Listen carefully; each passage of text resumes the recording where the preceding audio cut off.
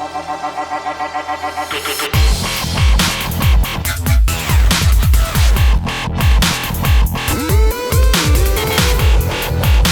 guys, Ashlane here, very excited today to share with you 2 live raids, and if I succeed or fail, I will bring them to you totally uncut.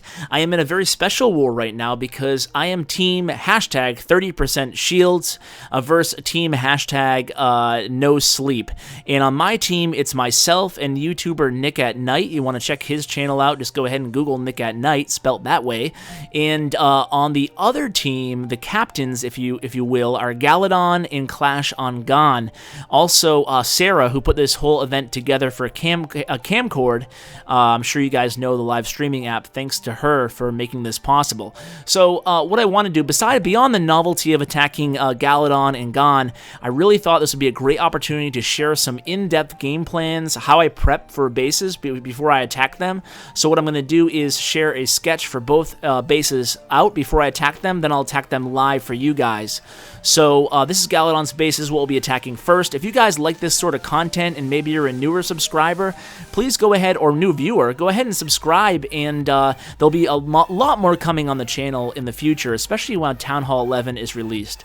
So let's get into this first game plan here. This is Galadon's base, and this is how I plan on hitting it. So it's an anti-3 setup. He changed the Town Hall a little bit more towards the center than it was initially, so perhaps trying to make it a little bit more hybrid, but there are a lot of available snipes that I have notated with the green marks around the edges of the base. Those will be minion snipes, and I'm going to go ahead and lure that clan castle, hoping that it's a lava hound, but even if it's not, I'll just go ahead and drop a poison on whatever is in there if it's a dragon. The lure is going to come from that purple arrow in the northwest.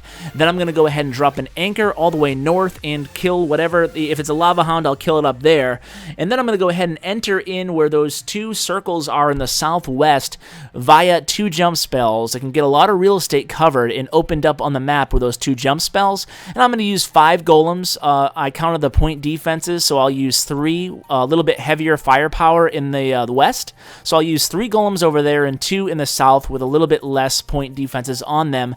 I'm also going to delay my jump spells just a little bit to make sure I can clear out and create a nice funnel so my heroes don't go off track. Okay guys, so here we are in-game, and we're going to go ahead and execute this attack. The battle day has just started. Going to go ahead and let my teammates know that I am going to go ahead and go in now. My army, as you can see, is going to be a strict go-we army. The goal here is to get a high percentage 2-star, as it is very early in the war. And maybe an off chance, and it would be a dream come true, to 3-star Galadon and an anti-3-star base. And I am actually pretty confident in this army. It's a go-we, like I said, and the reason that I didn't bring any witches or P.E.K.K.A.s is pretty simple. And I'm going to go ahead and execute this lure as I tell you the reason I didn't bring any P.E.K.K.A.s or... So I'm going to drop this hog right near that torch. And the only possibility of something going wrong in this lure was that there was a spring trap in front of that cannon, which would have been a well-placed spring trap, but I brought 2 hogs just in case there was. There wasn't, so we're going to go ahead and lure, drop 3 wizards as soon as this archer attracts the lava hound, so this is looking pretty good so far.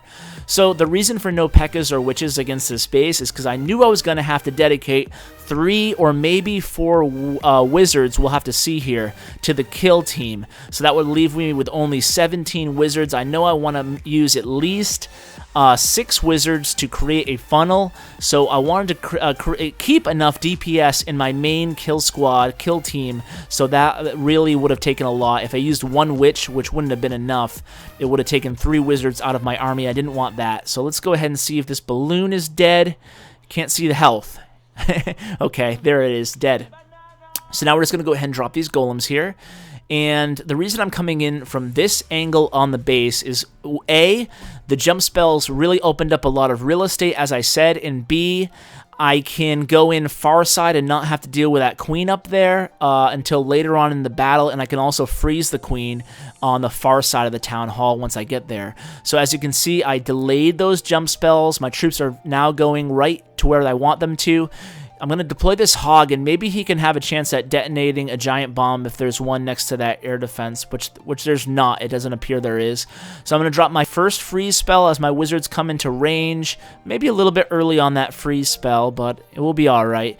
The wizards go into the rage spell. This is going to be where I really take out that center unit. And the cool thing is about this attack is I don't think I've lost one unit right now. Maybe one, but there was a lot of coverage those golems provided, and you can see if you rewind, I used, I'm going to start sniping with minions, by the way, here to help with time. I know time, if I have any shot at 3 stars, I know time will be an issue, so I'm going to start laying down these minions. Going to use some queen ability now. So the queen looks to be going a little bit off track. I'm at 54%, so that's a 2-star. That's what we really want. Now it's all about getting a high percentage here against Galadon. So things are looking pretty good. I don't think with that queen's health right now, unless the golemites provide enough cover, and she's on that gold mine, I think she's, okay, she's in the range of the cannon, so I don't think, okay, now she's out of the range of the cannon. So let's see, do I have a shot at 3 stars? It doesn't look like it. Time is going to be an issue either way, but it's going to be over 80%, so that's good. So, yeah, so things worked out really well here. Again, anti-3-star base, so, you know, 2-starring it wasn't really going to be a huge issue unless something went really epically wrong. If you want to go ahead and rewind and watch this raid again, you want to note where I placed the wizards. I placed 3 behind each of the golems before I dropped the jump spells, and then I placed 3 wizards right in between. To take out the center, I don't know what you call them. Do you guys do this, by the way? Do you guys go and rewind, if you will, the chat to see what people were commentating during your raids? Maybe it's an ego thing. I don't know. I've always done it. I've always kind of recapped after a raid to see what people were saying about my raid, and it looks like there were some kind words, so we'll go ahead and thank them, and then we'll hop right to the... through the magic of time, we'll hop right to the live Gan attack. Gan has a more interesting village, so that will be entertaining, hopefully.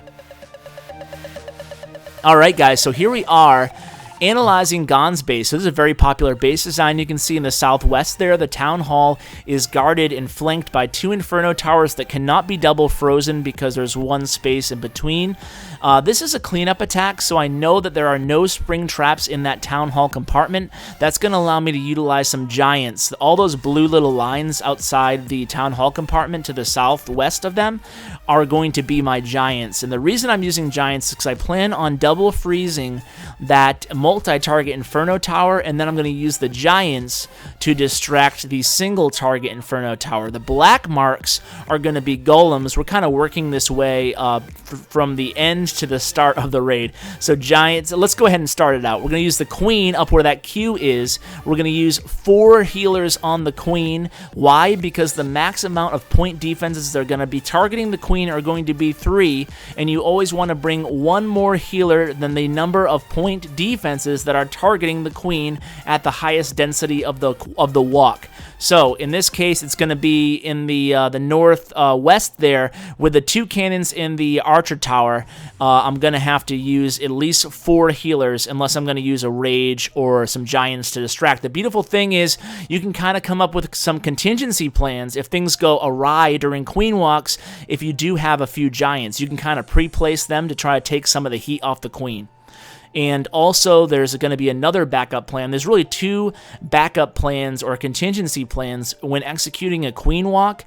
And the other one is if the queen goes the wrong way. Now, I'm going to drop her way up north here on this base. And I'm 99% sure she's going to go towards the western half of the base because that army camp, even if she targets that army camp, there's really no way she's going to head all the way over to the elixir storage. So she's going to go in this direction and end up meeting up with the giants and the golems to go right into that town hall. And this base is just screaming queen walk. Even if I don't get 3 stars, which I'm not really expecting, I think I'll get a high percentage 2-star again against this base just because of the amount of percentage that my queen's going to be able to get to start it off. So here we go.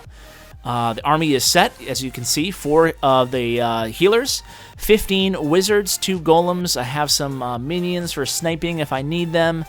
And I did notice 1 or 2 snipes on this base, so we'll make sure we're good here. Archers will also be for the snipe team. And let's go ahead and go in, guys. So, gonna start up north, like I said. I'm going to drop the queen.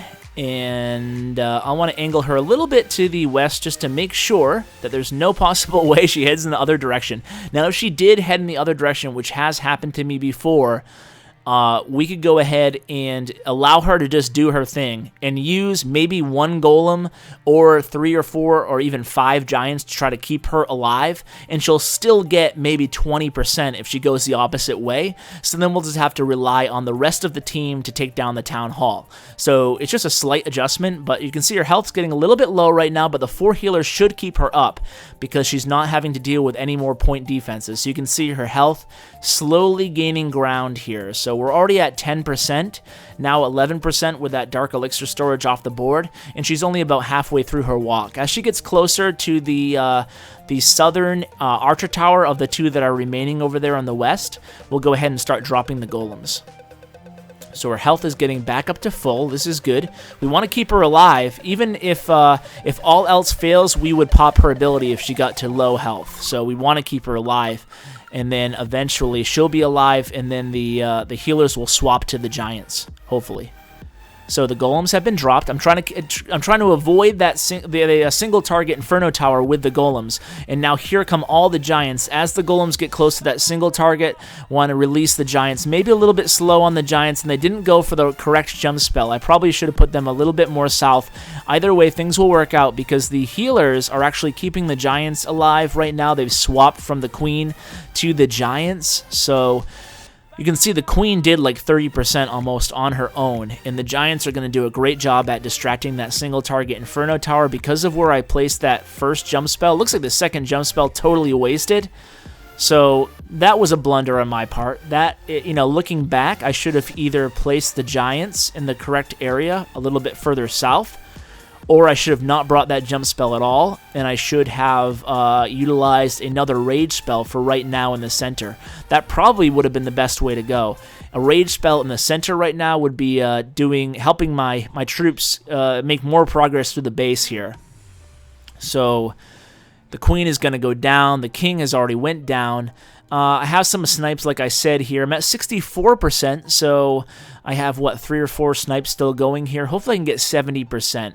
Gonna let this minion up here on the elixir pump go to town, and there's a couple builder huts. I don't think I can get at that other one though in the east, so we'll just go ahead and slam the wizards down over here on this builder hut, and it looks like that's gonna be about it. Let's see, 69%, maybe 70%. Let's see, what do we have here? 68. Let's see what this is worth. Boom, 70%. Okay, so not bad. I hope you guys, I'll go ahead and end it here. It's been a rather long episode, I guess. I hope you guys enjoyed this type of format video where I plan out attacks and I do them live. I was pretty happy, to be honest with you, with both of these attacks. My adrenaline, I'm trying to hide the adrenaline because, you know, these are being streamed on Kamcord by Nickatnyte and Galadon, so the center stage effect has got me a little bit off my narration or commentary game. But either way, guys, I hope you really enjoyed this video, and hey, thanks again to Sarah for putting on this great event. If you guys want a war recap, go ahead and let me know in the comments below. If you have any questions on either of these raids, I'd be happy to answer them. I do read every single comment, so go ahead and put those as well in the comment section below, and I'll get to those when I can. So guys, thanks for watching, and as always, take care. Hey guys, thanks for watching my video. Just a few ways you can help the channel out. Number 1, like. Number 2, subscribe. And number 3, comment. Tell me what you think of the video. I really appreciate it, guys, and it really helps me out a lot. Also, you can find me on social media. I'm active every day on Twitter at clash_with_ash, and on Bindle chat group #ClashWithAsh. And as always, you can find me on my website at www.clashwithash.com. Thanks, guys.